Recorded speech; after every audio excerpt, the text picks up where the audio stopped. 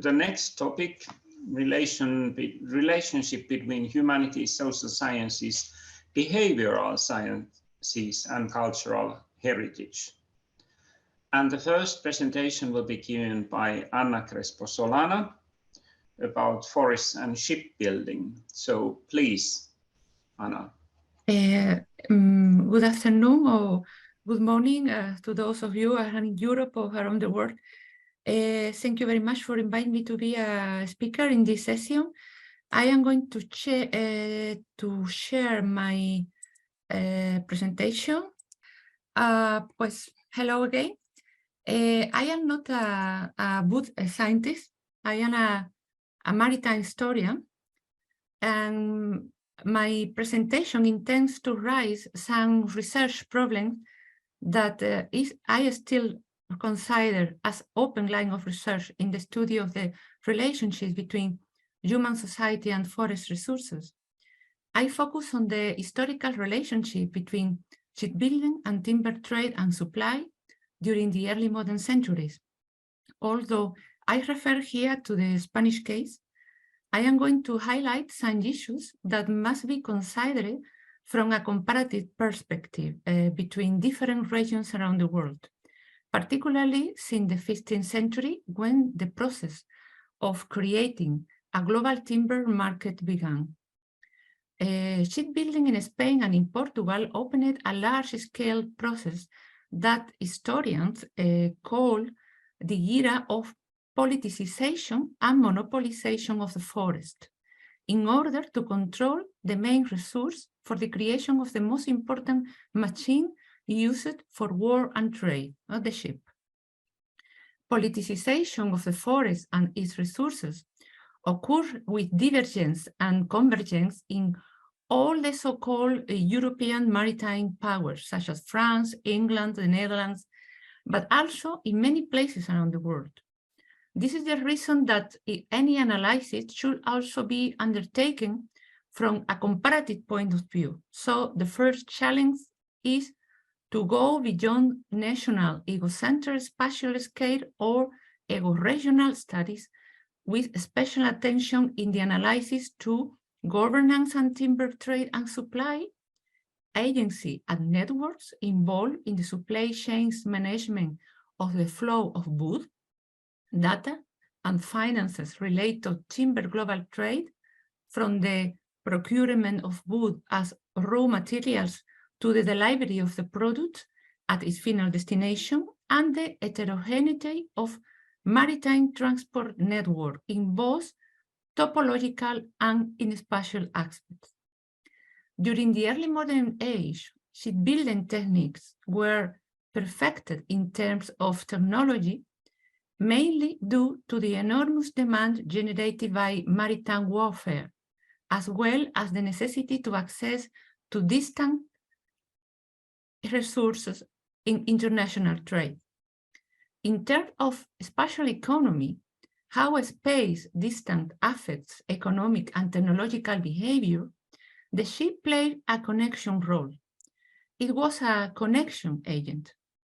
The need for timber for shipbuilding and the scarcity of wood became an obsession when the traditionally local shipbuilding industries oriented to feed regional economies became great business connected to dynastic states, controlled by merchant networks and financed by the social lobbies and elites related to the dynastic business of empire. The historical process meant a change for the forest and for the communities that depended on it. Forest and timber went from being communal assets to being controlled by the state.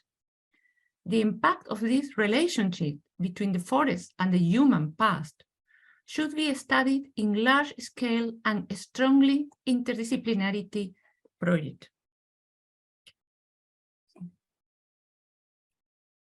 You can see another slide. No?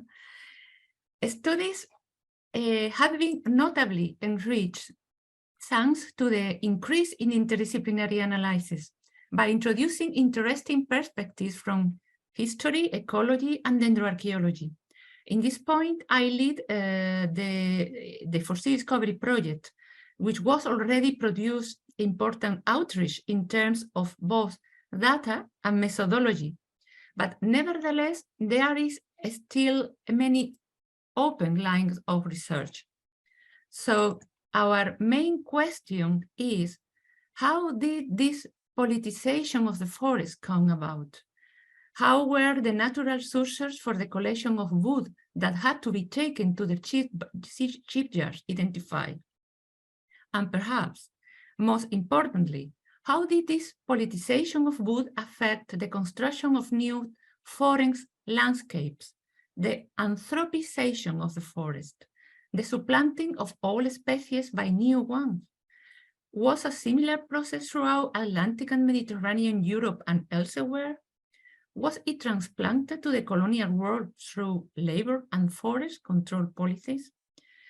Those are the big questions, but we also have more specific research problems that must be solved after a thorough cooperation between scientists with a methodology capable of facing interdisciplinary problems and analyzing the data collected by different types of studies, with the idea of identifying scientific gaps.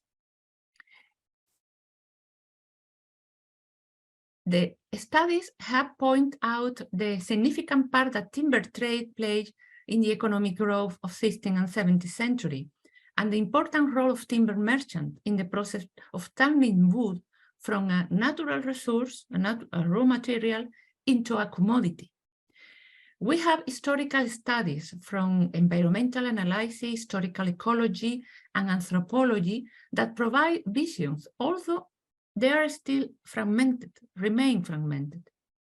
Kenneth Pomeranz states that environmental history is an urgent intellectual project, although he barely looks into natural resources and in relation with the political economy and social history of the maritime empires. Besides, social theoreticians talk about the clash between history, culture, technology, and nature, especially from an eco-historical point of view. CSIC states that the correlation between culture and nature has been examined in the context of competition and rivalry among empires when it came to seizing resources which were usually channeled centripetally from the periphery to the center of power.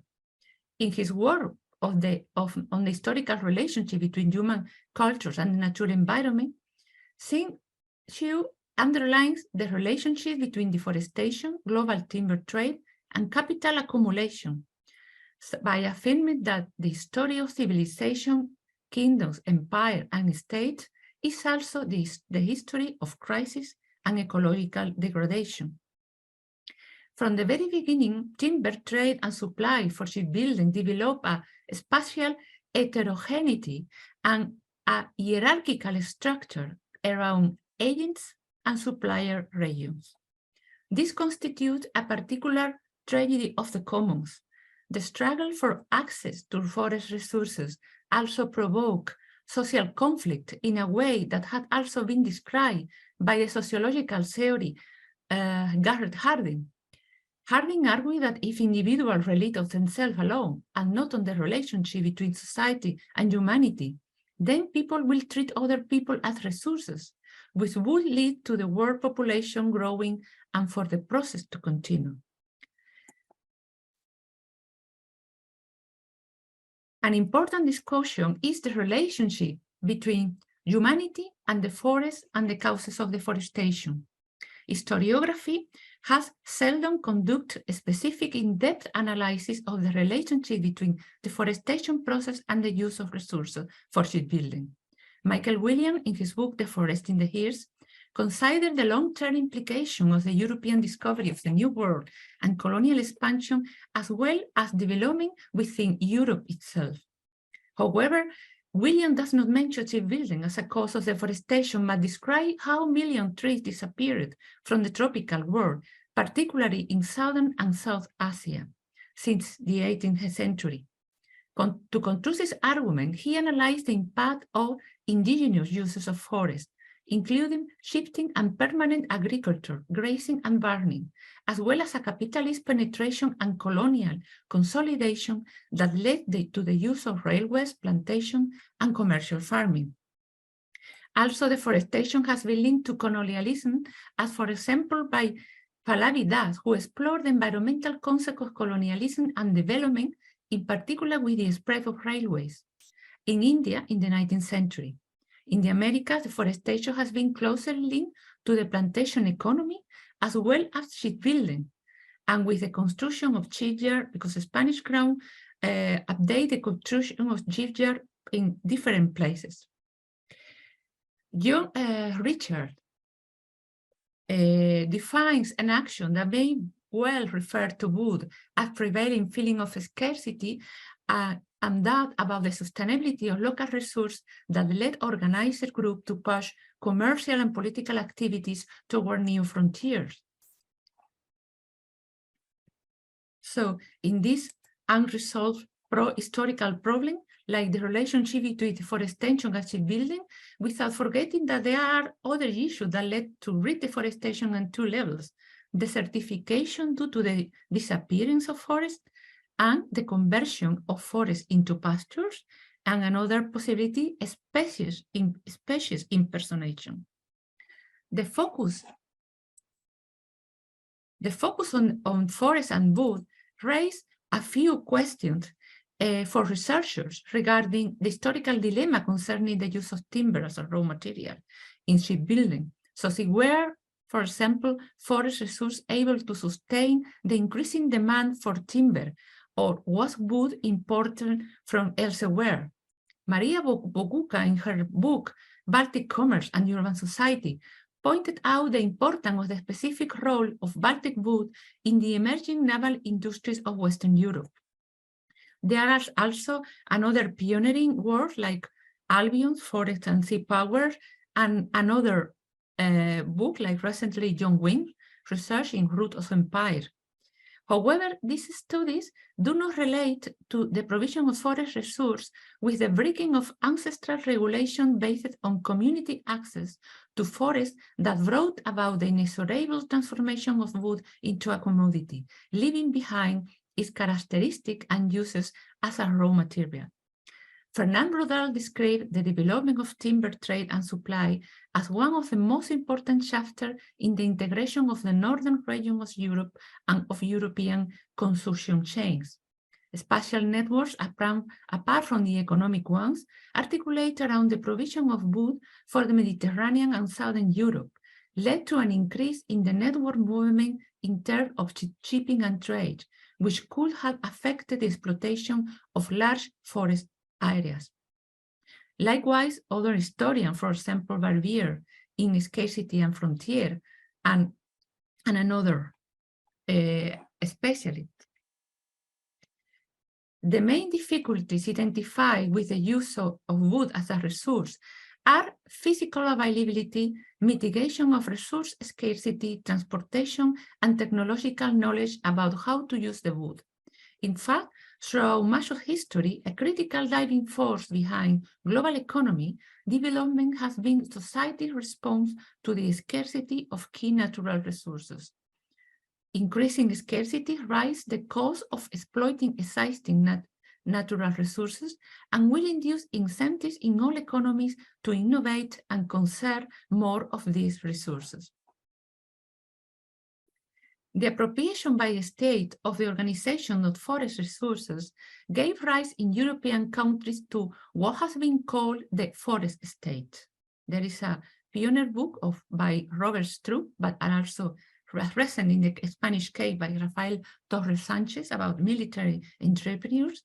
And in Spain, that happened during the 17th and 18th century, when the Spanish state managed to impose an effective monopoly on forest resources, which allow it to develop nationalistic policies for forest exploitation. It's a long historical period that goes from the juntas, boards, and shipbuilding ordinance of 1608 to the centralization of the Armada during the 18th century. The idea behind the contractor state is location and integration of resources. two situations arose. Firstly, North European mercantile network, particularly Dutch and Flemish, but also English and French, began to supply wood to Spain. The study of the supply of shipbuilding and timber showed that foreign contracted merchants from the Baltic, especially Dutch community, offered not only lower price, but also greater distribution efficiency, while also helping the state to strengthen its sovereignty and authority. And secondly, the Crows established a naval policy reflected in ordinance and regulation. Both circumstances produce something like an hybrid system. We can define as private-public business, contractor state, and privateers of the timber trade. In the case of early modern Spain, the integration of both systems was very effective and resulted in shipbuilding contracts based on capacity of the contractor to mobilize wood resources that had to be transported from the forest, generally along the rivers. Hybrid timber supply system characterized by the exploitation of wide geographical areas specialized in providing species of tree from the hull of ships, preferably oak, as well as other subsidiary species like poplar and especially birch. Iberian timber was complemented by the importation of high-quality pine, destined mainly for mast, which came from the Scando-Baltic area.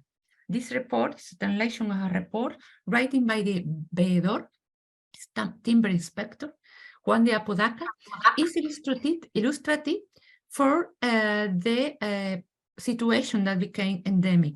So you can read this.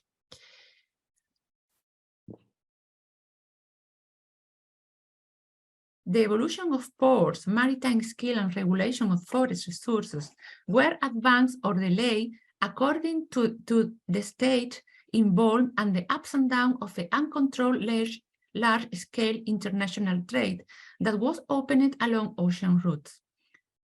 In the 15th and the end of the 16th century and the beginning of 17th century, this coincided with important discussion and treaties regarding shipbuilding and hull design, and stockpiling timber became a widespread practice in royal shipyards, as the provision of timber had to take place at least 4 years before being used.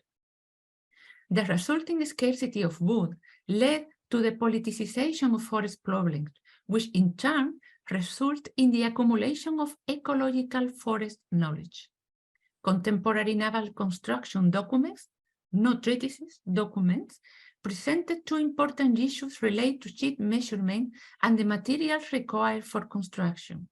First, the Spanish government promoted a coercive policy of planting to remedy the shortage of supply by forcing the free competition of the towns to reforest. And second, they create a strong regulation of demand, limiting logging and establishing state intervention and control over production and price. To avoid wood shortage in the various regions of Europe, efforts were made to maintain the local timber supply, but this was not able to compete with the international timber trade lobbies. In Iberian territories and other lands controlled by the Hispanic monarchy, paradigms of local industry became adapted to the demands of an imperial ideology imposed by the state.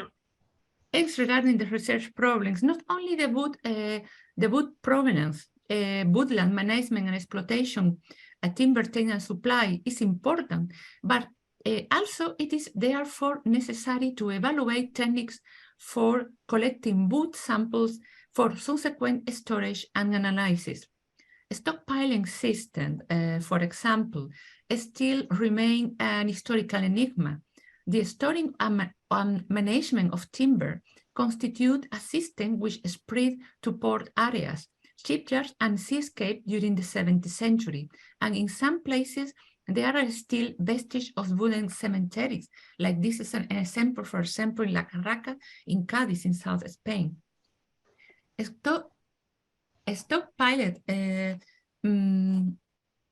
Stockpiled material of timber could provide to the contractor to purchase and store a material from an item in bulk quantity, but also a possibility for experimentation and managing the pieces of wood. For example, we have already developed archaeological campaign in this cemetery of timber in order to make some kind of experimental archaeology. And also, another important research problem is regarding network and agency. So according to my experience, what I can see is there is no real historical context in studies on the use and application of wood in historical society. So there is no history of the human past in the archaeological research. So in early modern Spain, most of these social agents, not only merchants, but anacentistas, private contractors, have barely been identified and studied. Historical sources highlight evidence that members of all social groups, including the clergy and the nobility, had a lucrative participation in the timber trade and in the complex logistic chain involved in transporting wood. So this means that most of the historical data of forests and their exploitation is disseminated by different types of historical archives. And also network involved in timber monopolization, trade and supply. So the good question, who were they? Is also we call agency. This network were above all an important reflections of the complex network of agents involved in the channeling of forest resources. So some study, for example, this example by Germán Jiménez Montes was just one example about agency in timber trade and timber supply. And we should also bear in mind that the technological transfer that took place in a far more connected and entangled world, as previous studies have suggested. In fact, there was all the more interference and transfer of technological and economic knowledge, thanks to the constant migration of labor, specializing in tasks that were linked to trade and naval sector. This may be clearly from studio naval architecture, but also in an example with data. So at the moment we have a system of big data, perhaps a job that would be very useful is to create a database that relates data from historical and archaeological studies with data from scientific studies on wood. So those generated by life science discipline and historical research. In studies on the maritime activities of Spain and Portugal, for example, it will be necessary to establish a good collaborative framework to carry out an authentic fishing of historical and archaeological data and integrate them into a data model that serves to identify patterns of behaviors that can be used to search for correlation with the data of wood sample. So it would be very, very important to carry out strict investigation and database that relate forest evolution of areas identified as sources of wood with a different historical phase. Historical sources, for example, from some historical archives and this Archivo General de Simancas, identify unknown areas that when today there is a species that no longer exist, but were used in the past for shipbuilding. For example, this is an example of sampling in the historical Montes de Marina by the dendrochronological sample and the information gathering from historical document. That is something we have a gap that is not overlapping of information. So another problem is the technological question. It would be necessary to relate the historical literature and manuals of the empirical knowledge that was had both in shipbuilding and in felling and driving trees, because trees were managing to adapt to the shipbuilding and not the other way around. This is important to see. And also, of course, the human agency, not in the relating with forest, but also in the process of, in the chain, to identify the chain of participants in the process of logging, cutting, and transfer. So what knowledge did they have? And what can we learn from that? So there are still so many questions. Some of them I have put it into my presentation, like how were timber trade network organized from the production stage onwards, and another thing. So current research is coming up with answers to this question, but there are still enigmas to be solved in the history of forests and ships. New research projects and collaboration are also placing this question of the center of theoretical and technical discussion, opening up new lines of interdisciplinary research, as well as generating new data. This line of research are thus adopting a holistic approach based on historical, archaeological, and wood provenance data that is still waiting to be analyzed. But it's my hope that a truly interdisciplinary and collaborative research work will continue in the future.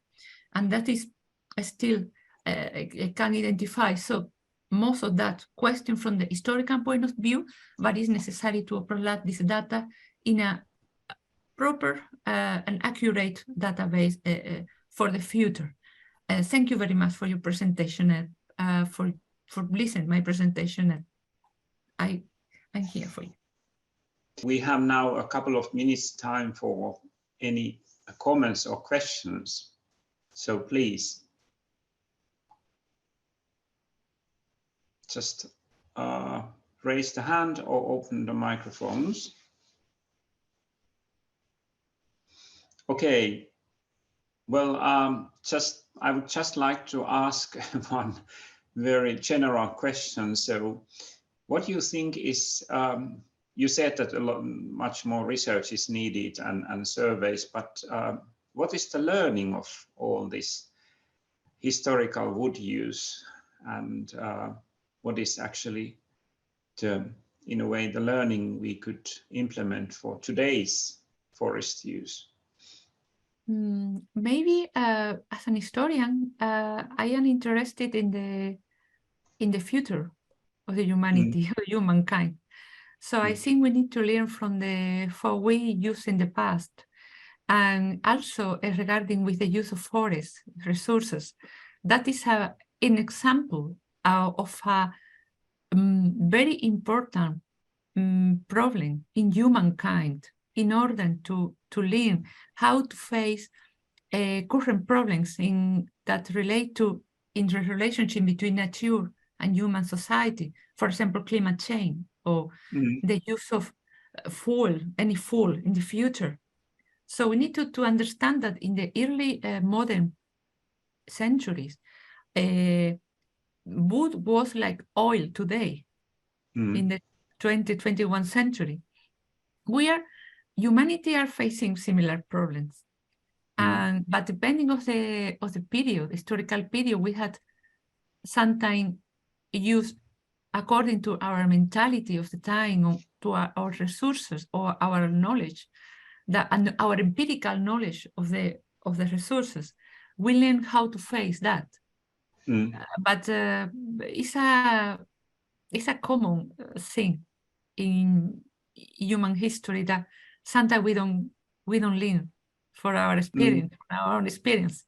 So I think to study the impact of the forest in human society and how to affect to communities, to ideology of empire during war, during peace, and how that affect to change technology, to the know-how between countries, because we cannot forget that I am talking about agency, that shipbuilders and timber providers, there are all people that were traveling, they were transmigrants, that were traveling with their tools and their skills around the world. How can we do? What can we learn from that? Not only to answer historical questions, but also to answer problems. Indeed. That we already have. Yes, thank you